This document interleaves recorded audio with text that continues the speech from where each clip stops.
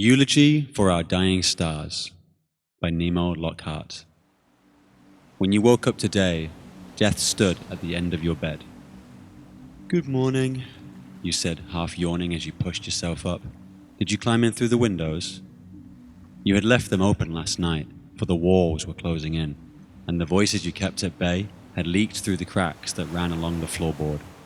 What were once wordless whispers were now a cacophonous choir. It drilled and droned and drowned out the peace you had held so close to your chest. The scars on your arms were itchy, made you scratch. Your bed linen now bore red stains. You yearned for an old habit, for the days-old needles. You looked past death, out the arch window where her obsidian door stood on the gleaming frozen shore, and beyond it, the dark waves lapped at the crystallized sand. "Come to me," said the black ocean, the red sunlight twinkling on the ripples. "Fall into my arms." Death moved ever so slightly. Her white gown floated in the air as though she was underwater. She stood with her bony hands over her stomach, her flesh ebbing and flowing to the ill rhythm of the mycelium that made up her skin. She was yellow on ivory, a kaleidoscope of an ever-morphing rainbow. Her dry and freckled lips were a thin line, unchanged since you first met her a week ago. You looked death in the eyes.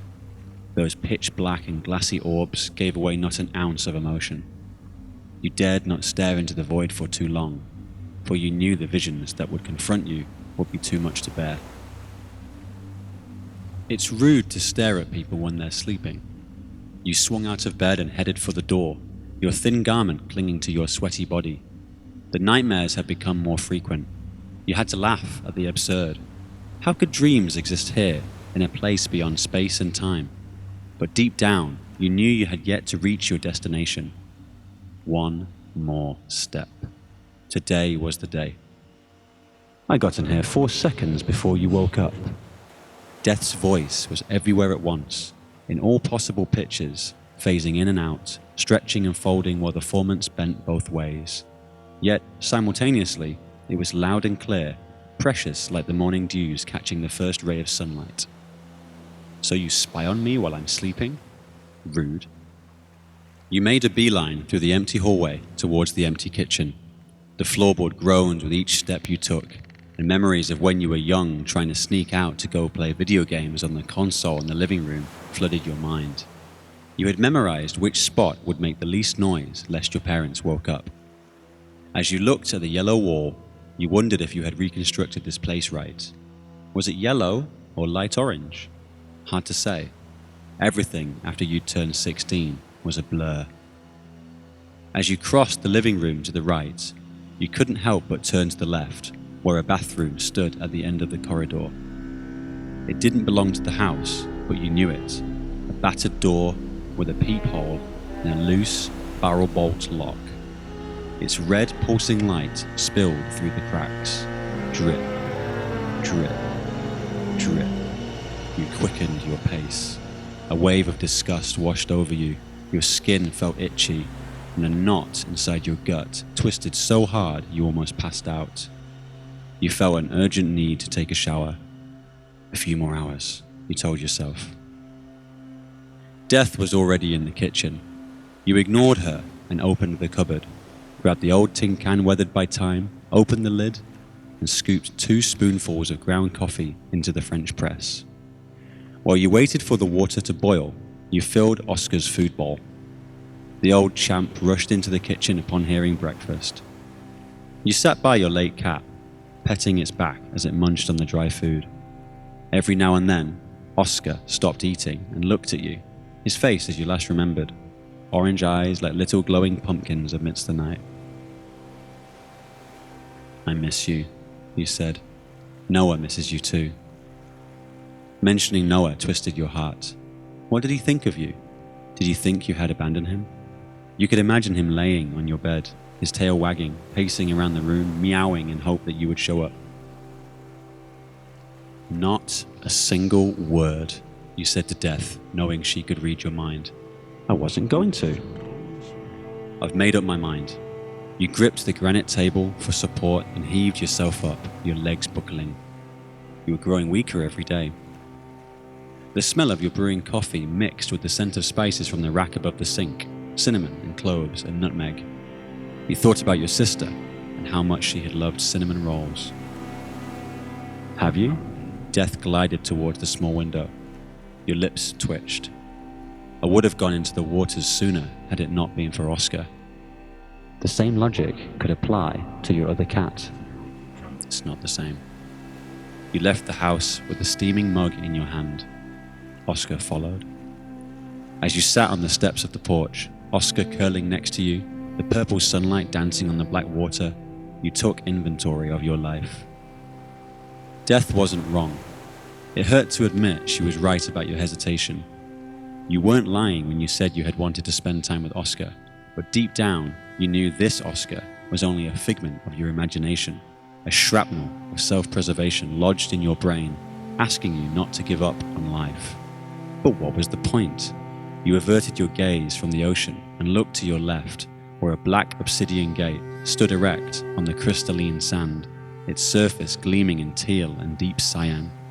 At first, you had thought the gate was where you needed to go to finally be free. You were wrong. It was the water where you needed to be. If you step through this gate, Death had said, you will be brought back to the real world.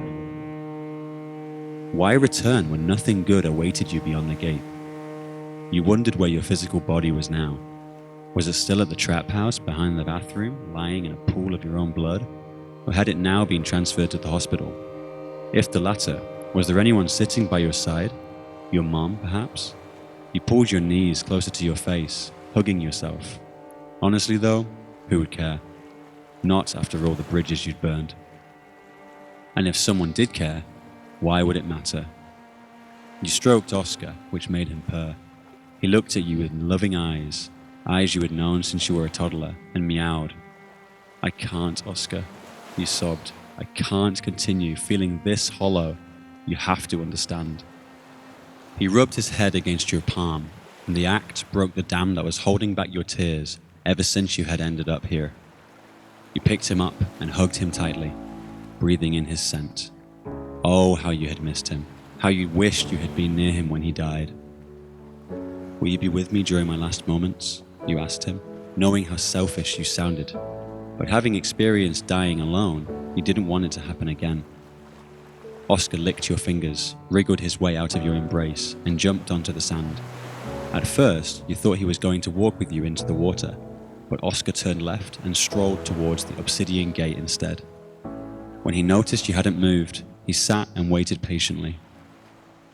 Give me a reason to return, you said softly. The air around you compressed lightly as Death manifested next to you.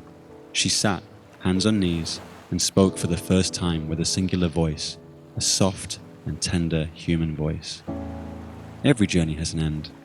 You will die. Even I will die when the last celestial body gives out and the universe turns cold. But now your life is free. Take pride in it. Death stood and floated down the steps, her striped cape flapping about her ankles covered in webs of mycelium. Life will continue regardless. Time waits for no one, but a drop in the ocean still contributes to the ebb and flow of life's current. She slowly glided away, Oscar tailing her. The choice will always be yours. You sat in silence for a while, humming occasionally your favorite songs, and watched the purple sun melt away into the dark waters. The ocean lulled, its songs cooled your hesitations and doubts. For a long time, you had imagined your final moments would be spent confronting death, but you were wrong. It was you confronting yourself. Your ship was sinking, its hull broken and snapped, the mast fallen and dragged under. You closed your eyes and conjured up memories of your life, what little of it you hadn't buried to the very back of your skull. A lonely, sad smile formed on your thin lips. You brushed your hair back and stood. Your feet carried you to the frozen shore. You stepped into the water, the waves lapping at your ankles. You opened your eyes, the sun now only a tiny dot above the horizon, and exhaled, feeling the weight of the world leave your shoulders. It was a nice sunset. Death remained on the beach until the night had fully fallen, the sky abandoned by the sun, and the dying stars twinkled out of existence. She held the black cat as she sang the hymn she was born with, the one that broke her heart the most. The ocean joined her in harmony. The eulogy for our dying stars reverberated throughout the realm beyond space and time, until it was no more.